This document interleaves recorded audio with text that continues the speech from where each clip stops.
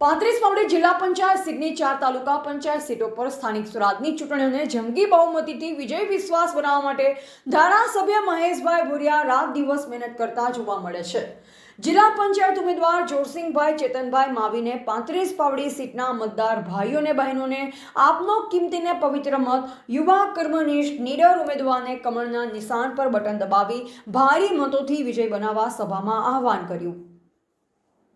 પાવડી તાલુકા સીટના ઉમેદવાર અનિલભાઈ લાલસિંહભાઈ હટીલા, ગુલતોરા તાલુકા સીટના ઉમેદવાર માધુભાઈ માનિયાભાઈ ડામોર, આઠકાળી ગામ ગુર્જર 2 તાલુકા સીટના ઉમેદવાર પિનલબેન મિનેશભાઈ ગણાવા, કાળીગામ ગુર્જર 1 તાલુકા સીટના ઉમેદવાર રાકેશભાઈ રૂપસિંહભાઈ દેવધા, 35 પાવડી જિલ્લા પંચાયત સીટ અને 4 તાલુકા પંચાયત સીટના ઉમેદવારોને જંગી બહુમતીથી વિજય બનાવવા ધારાસભ્ય મહેશભાઈ ભુરિયા દ્વારા મતદાર ભાઈ બહેનોને રીઝવવા માટે ભારતીય જનતા પાર્ટીના સૂત્ર સૌના સાથ સૌના વિકાસના નામે વોટની માંગણી કરતા જોવા મળે છે અને સરકારની તમામ યોજનાઓની જાણકારી આપી મતદારોને રીઝવવા માટે રાત દિવસ મહેનત કરતા 130 ઝાલોદના ધારાસભ્ય મહેશભાઈ ભુરિયા પોતાની રમૂજી ભાષામાં ઉપસ્થિત લોકોને રીઝવી રહ્યા હોય તેવું જોવા મળે છે। રિપોર્ટર હિતેશ પ્રજાપતિ, દાહોદ।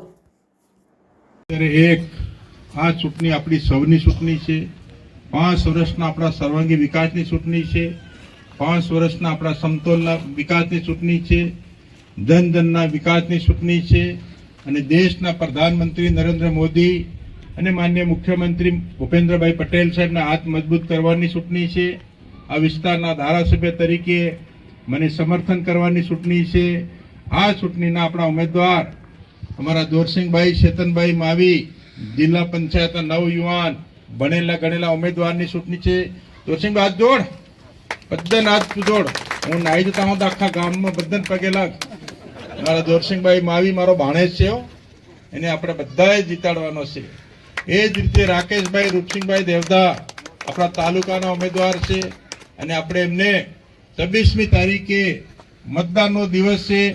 મતદાનના દિવસે સવારના 7 થી સાંજના 6 વાગ્યા સુધી જિલ્લા પંચાયતના ઉમેદવારને કમળના નિશાન ઉપર મતદાન કરીએ, મતદાન કરાવીએ, પૂરા પરિવારને મતદાન કરાવીએ, પૂરા ગામને મતદાન કરાવીએ, સગા વાલાને મતદાન કરાવીએ। એ જ રીતે તાલુકા પંચાયતના ઉમેદવાર રાકેશભાઈ દેવધાને કમળના નિશાન ઉપર મતદાન કરીએ, મતદાન કરાવીએ, સગા વાલાને કહીએ, ભાઈ બહેન ઈશ મિત્રને કહીએ, સંતો મહંતોને કહીએ, ભક્તજનોને કહીએ, સૌ પરિવારના ભાઈઓ બહેનોને કહીએ। ભાઈઓ